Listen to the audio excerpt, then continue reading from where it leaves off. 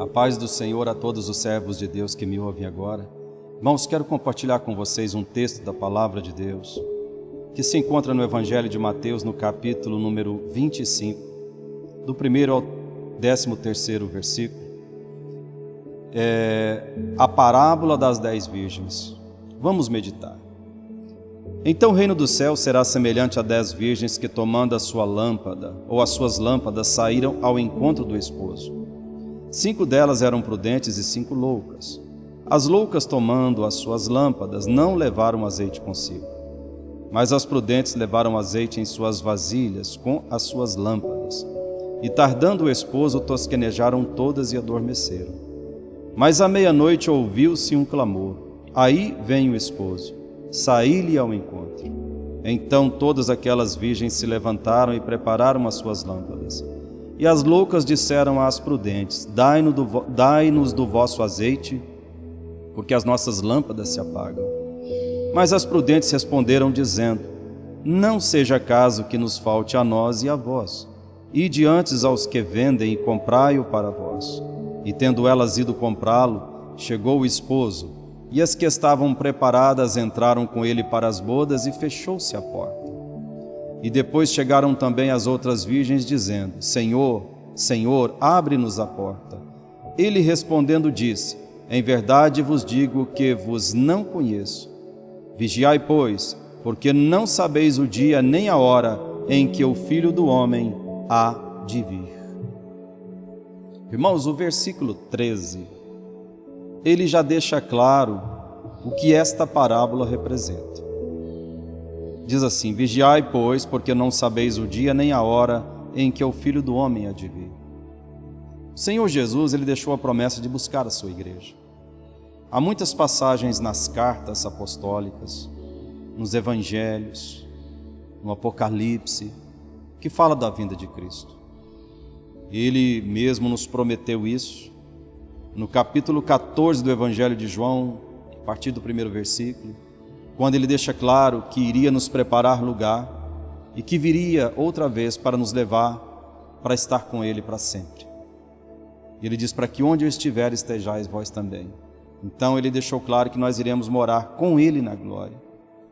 Mas através da parábola que nós lemos, o Senhor faz um grande alerta, porque aqui fala de 5 virgens, 5 damas de honra que estavam preparadas para entrar para o casamento. As bodas do Cordeiro é a união de Cristo e a igreja. 5 prudentes, 5 loucas, 10 virgens. Isso representa a igreja.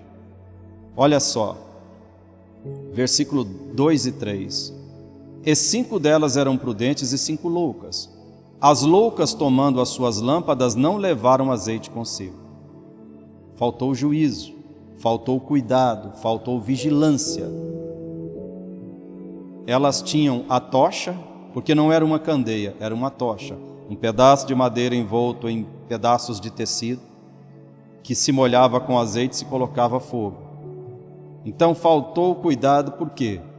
Segundo os historiadores, uma tocha desse tipo, ela tinha, digamos assim, condição de ficar acesa sem que se molhasse ela em azeite novamente durante 15 minutos aproximadamente. Como elas iriam participar de uma cerimônia com uma tocha dessa sem azeite de reserva? É claro que esta tocha iria se apagar. Esta lâmpada, ela iria se apagar. Isso, irmãos, nos faz pensar, porque com certeza a lâmpada, ela fala do nosso conhecimento de Cristo, do conhecimento que temos dele e da sua palavra. Mas o azeite que mantém a lâmpada acesa fala da pessoa do Espírito Santo.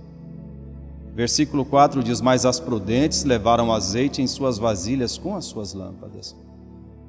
Todo servo de Deus precisa entender que ele é dependente do Espírito Santo. Foi ele que veio nos preparar, ser o nosso ajudador, o nosso auxiliador, o nosso consolador, para nos dar graça para vencer a nossa batalha aqui nesta terra. Nós precisamos dele, nós precisamos nos encher do Espírito, nós precisamos todo dia buscar.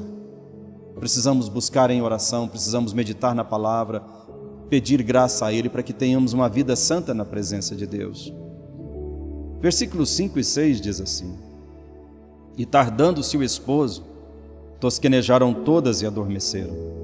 Mas à meia-noite ouviu-se um clamor: Aí vem o esposo, saí-lhe ao encontro. À meia-noite, isto é, no momento determinado por Deus, quando se finda o dia e vai ser o começar de um novo dia, um momento que marca a vinda de Cristo. Isso não quer dizer meia-noite absolutamente, digamos assim, no sentido literal da palavra, porque a vinda de Cristo ela pode acontecer, não sabemos qual horário será na nossa nação, porque cada país com certeza vai ter o seu fuso horário, vai ser naquele mesmo momento em todas as partes do mundo. Mas a verdade é que nós, irmãos, precisamos nos preparar para esse dia. Qual será o dia? Não sabemos. Pode ser hoje, pode ser amanhã, pode ser daqui a 10 anos, daqui a 20 anos, não sabemos. Mas uma coisa é certa que nós também precisamos pensar. Eu não sei quanto tempo de vida eu tenho. Creio que nenhum ser humano sabe disso. E a gente nem quer saber, a verdade é essa. Porque imagina se a gente soubesse o dia que a gente vai partir dessa vida para outra. Seria algo desagradável, seria uma constante contagem regressiva. Mas se eu não sei, o que é que eu tenho que fazer? Eu tenho que me preparar para esse momento. A minha vida na presença de Deus precisa ser de constante vigilância.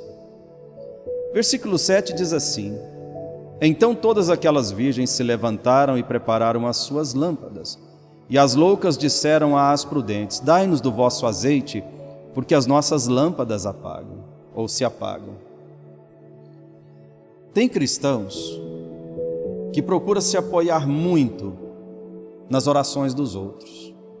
Eu creio que os irmãos têm visto aquela célebre frase: ore por mim. Coloca meu nome lá na oração, meu irmão. Se você for fazer um jejum, me coloca no seu jejum. Nós ouvimos muito isso. Eu percebo hoje que quando a igreja faz um culto de oração, uma vigília, não são muitos os servos de Deus que participam. A gente fica pensando, deveria ser o culto mais frequentado da igreja. Mas isso é uma realidade? Os cultos de oração, as vigílias são muito frequentadas? A gente percebe que não.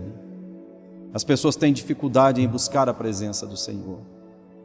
E infelizmente, isso tem feito a vida espiritual de muitos declinar.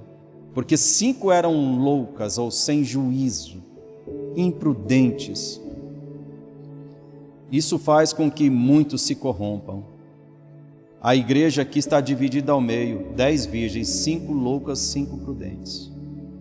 Todas aguardavam um noivo, mas 5 não estavam preparadas. Uma coisa eu preciso pensar: eu estou preparado? Eu pergunto para você, meu irmão, que me ouve agora: se Jesus voltar neste momento para buscar a sua igreja, você vai subir para estar com Ele na glória? Você está preparado? A sua vida na presença de Deus está bem? Não tem nada que você faz que, se você estiver fazendo naquele momento, você fica? E até porque também, mesmo que você não esteja fazendo, mas se existe um pecado que você o pratica constantemente, isso interrompe a sua comunhão com Deus. Como está a sua vida espiritual? Não queira se apoiar na oração de outros, na vida espiritual de outros. Porque tem filhos que se apoiam na vida espiritual dos pais. Meus pais oram por mim. Minha mãe e meu pai estão sempre buscando por mim. Tem pessoas que se apoiam na vida espiritual do seu cônjuge. Mas a gente observa que o versículo 9 diz assim: Mas as prudentes responderam dizendo: Não seja caso que nos falte a nós e a vós, ide antes aos que vendem o comprai-o para vós. Quer dizer, você precisa adquirir o seu azeite. Não dá para compartilhar, porque não seria suficiente. O azeite não seria suficiente para todas elas. Não adianta eu querer que a vida espiritual das pessoas à minha volta seja compartilhada comigo. Eu preciso ter a minha vida espiritual com o meu Deus. Eu preciso de comunhão com Ele. Eu preciso do auxílio dEle. Eu preciso da graça dEle na minha vida. Versículo 10 diz assim: e tendo elas ido comprá-lo, chegou o esposo, e as que estavam preparadas entraram com ele para as bodas, e fechou-se a porta. Entenda, quando Jesus vier buscar a igreja, isso se dará em fração de segundo. A Bíblia diz que os mortos ressuscitarão primeiro, e nós, os vivos, seremos transformados.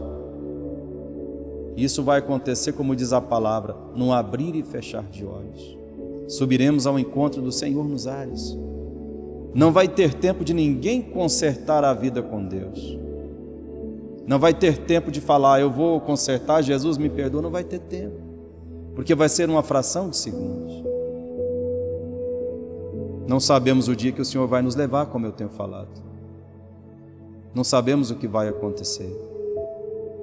Cabe a nós, irmãos, ter uma vigilância constante. Cabe a nós, todos os dias, buscar comunhão com Deus e ter temor no nosso coração. A igreja está vivendo um período perigoso. A Bíblia, no capítulo 2 e 3 de Apocalipse, nós vemos as cartas endereçadas às 7 igrejas da Ásia, cartas de Jesus às 7 igrejas da Ásia. São igrejas históricas, mas são igrejas proféticas. Cada uma daquelas igrejas realmente existia. Mas cada igreja daquela também corresponde profeticamente a um período da igreja. E é de consenso de todos os estudiosos da palavra de Deus que nós estamos vivendo o período da 7ª igreja, chamada a Igreja de Laodiceia. E quando nós lemos esta carta endereçada a Laodiceia, o Senhor chama esta igreja de igreja morna. Era uma igreja que espiritualmente estava morna. Uma igreja que se conformava com o mundo. Sabe, irmãos, eu quero que a gente pare e observe o que está acontecendo com a igreja. Nós sabemos que as coisas se modernizam, que muita coisa muda. Uma coisa é modernizar-se, outra coisa é conformar-se com o mundo. A palavra conformar não é apenas concordar. Concordar também é conformar, mas existe aquilo que é agir da mesma forma, tomar a mesma forma. Então, infelizmente, a gente percebe que a igreja do Senhor tem se conformado muito com o mundo.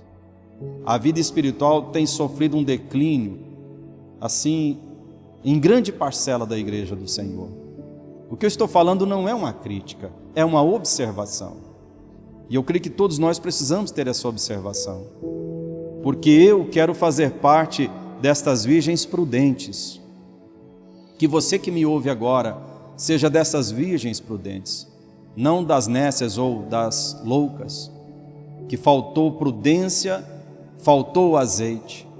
Que você tenha a sua vida com Deus, que você busque todos os dias a presença, a graça do Senhor na sua vida, para que o pecado não te domine, para que esta carne não te domine, porque há uma constante luta, carne contra espírito, espírito contra carne, como escreveu Paulo, né? No capítulo 5 da carta aos Gálatas.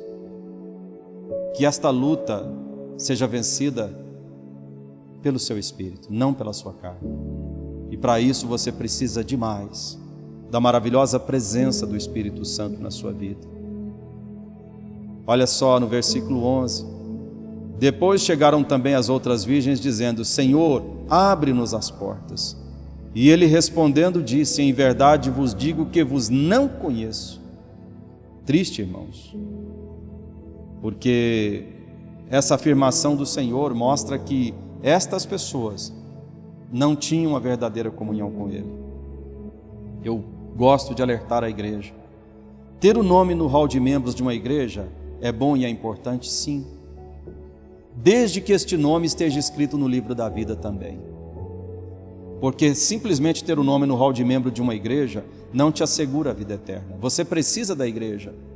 É o tempo de congregarmos, é o tempo de nos apoiarmos. A igreja do Senhor existe para isso, porque é no seio da igreja que nós aprendemos a palavra, que nós cultuamos, é na igreja que nós somos batizados, participamos da comunhão da Santa Ceia. É importante o auxílio dos irmãos, a oração dos irmãos, o apoio espiritual, o apoio de todas as formas. Nós precisamos uns dos outros. A igreja é importante, mas a igreja não te assegura a vida eterna.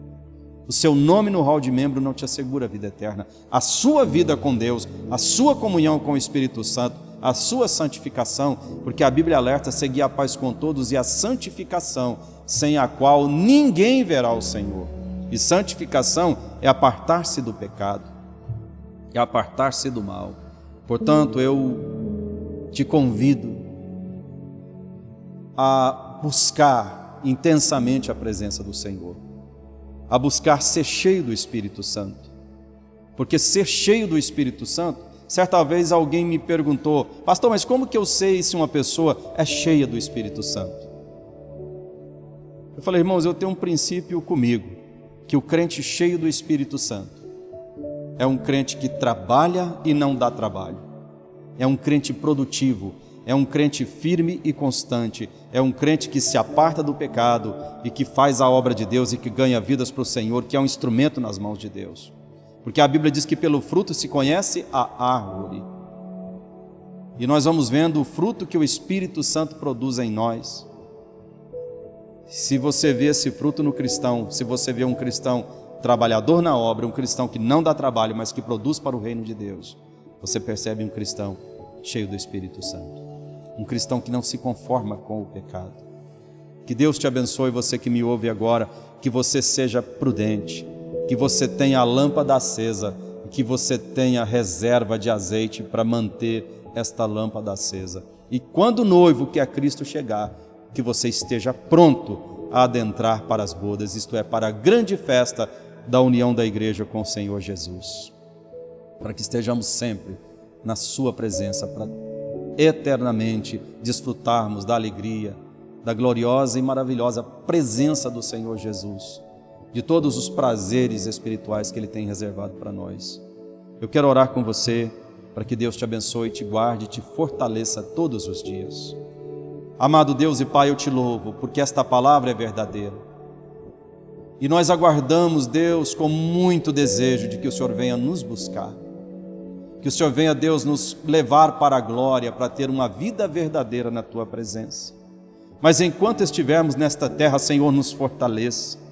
Espírito Santo, nos revista com a Tua graça, para que sejamos vencedores na Tua presença, que a nossa lâmpada nunca se apague, mas que sejamos cheios do Espírito Santo. Como diz a Tua palavra, Maranata, ora vem, Senhor Jesus. Aleluias. Nos abençoe e nos guarda, que a Tua bênção esteja sobre todos os Teus servos que estão orando comigo agora, que estão me ouvindo neste momento, Pai. Em nome de Jesus. Amém. Glória a Deus. Amém.